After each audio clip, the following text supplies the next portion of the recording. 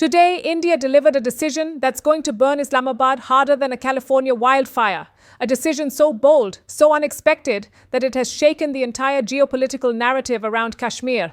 Because today, the Jammu and Kashmir High Court declared, in clear, sharp legal language, that Pakistan-occupied Kashmir (POK) is an integral part of India. And this isn't a political statement. This isn't a diplomatic line. This is a judicial order from a high court. And the impact? Absolutely massive. Let's break it down. The legal bombshell that changes everything.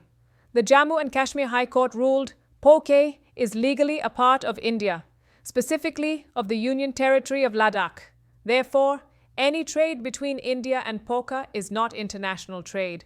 It is domestic Indian trade. And because it's domestic, GST applies. Yes, you heard that right. Even trade with POK now attracts Indian GST, IGST, CGST, SGST, everything.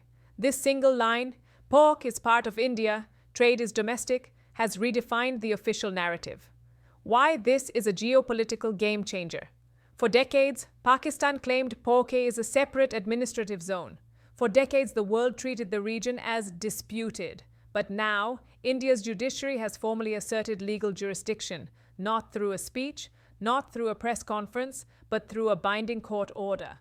This strengthens India's international position immensely, because courts don't issue political PR, courts issue law. A quick flashback, the cross-LOC trade. In 2008, India allowed cross-LOC barter trade with POK. Why barter? Because currencies couldn't be exchanged. Indian rupee on one side, Pakistani rupee on the other, so it was wheat for rice, apples for spices, simple old-school barter.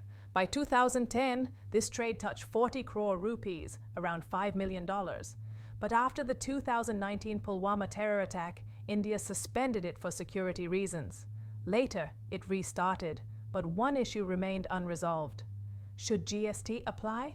Traders argued it's international trade, GST doesn't apply. But today, the High Court shut that argument down. The High Court's logic, and it's devastating for Pakistan. The court said, POK is not foreign territory. It is Indian territory under illegal Pakistani occupation. Therefore, trade is not international. Trade is not cross-border. GST is fully applicable. Any barter or cash exchange is still domestic activity. In simple words, it's the same as trade between two Indian states, and that hits Pakistan right in the narrative. The strategic impact, this is where Pakistan panics. Because now India can argue, legally, internationally, that POK is internal territory. All activity there falls under Indian law. Pakistan just lost a massive chunk of its political argument. Imagine tomorrow India says any transaction involving POK must follow Indian financial laws. Pakistan will have zero legal ground to object. This is a huge diplomatic blow. What happens next? 3 possible outcomes. This ruling opens up 3 major possibilities. One, trade volume may shrink due to GST, but becomes fully regulated. No loopholes, no exploitation. 2, India may tighten security further along the LOC. More checks, more verification, zero tolerance. 3, India may begin economic integration of POK as part of Indian territory. This is the biggest long-term consequence. A slow, steady message. POK is Indian, economically, administratively, legally. This is more than a tax case. This is a sovereignty statement. The ruling sends a very clear message. POK is not disputed. POK is not foreign.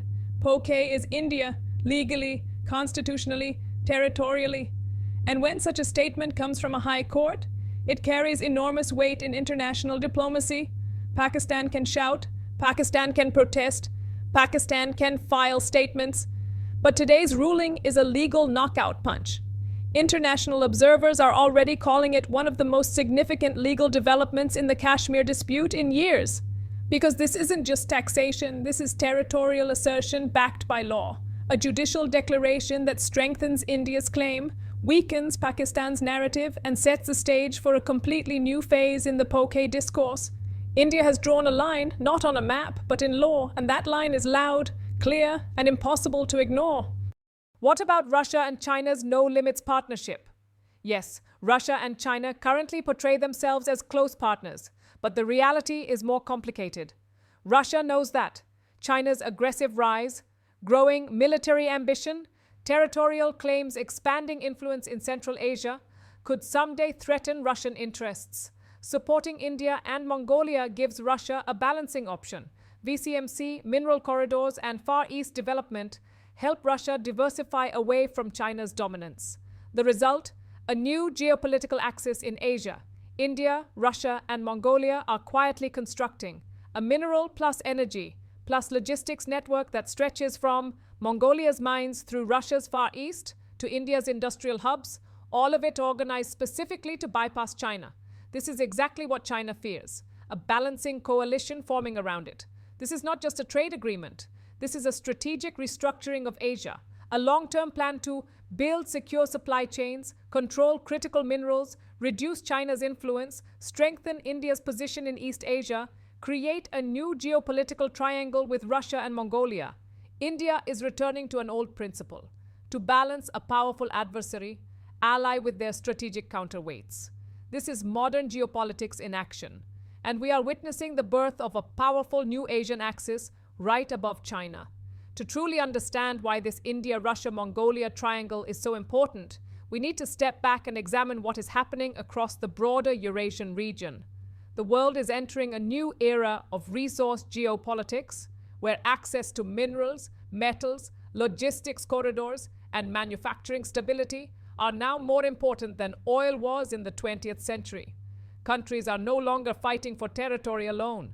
They're competing for supply chains. And in this competition, China has built an overwhelming advantage. For 2 decades, Beijing quietly secured mines, ports, and mineral assets across Africa, Latin America, Central Asia, and Southeast Asia. Today, China controls 60 to 70% of global rare earth processing. China produces over half of the world's refined copper and aluminum. China dominates the battery supply chain. China has built strategic infrastructure through its Belt and Road Initiative. China has leveraged economic dependence as a political weapon. This is why countries around the world, including the US, Japan, Australia, and Europe, are racing to diversify away from China's mineral monopoly. India is doing the same, but with a very different strategy. While the US partners with allies like Australia, Canada, and Japan, India is partnering with Russia and Mongolia, both of which have massive unexplored mineral potential. This gives India something the US doesn't have, a strategic footprint inside China's geographic space. Why is that so significant? Because Beijing has always believed that its northern border, a vast, sparsely populated region facing Mongolia and Russia, is its most secure flank. China sees threats coming from the east, US alliances in the Pacific, the south, India, and the west, Central Asia instability. But from the north, China assumes there is no strategic pressure. This is where the India-Russia-Mongolia alignment becomes so potent. For the first time, China sees India gradually entering the Northern Asian balance of power, something Beijing never anticipated. This doesn't mean India is militarizing Mongolia. Rather, India is building economic, energy, and diplomatic influence in a region China once considered geopolitically safe. And when economic networks shift, political influence follows. To understand why Mongolia matters so much to India and Russia today, we need to revisit history. Mongolia is a nation shaped by a deep sense of identity and pride.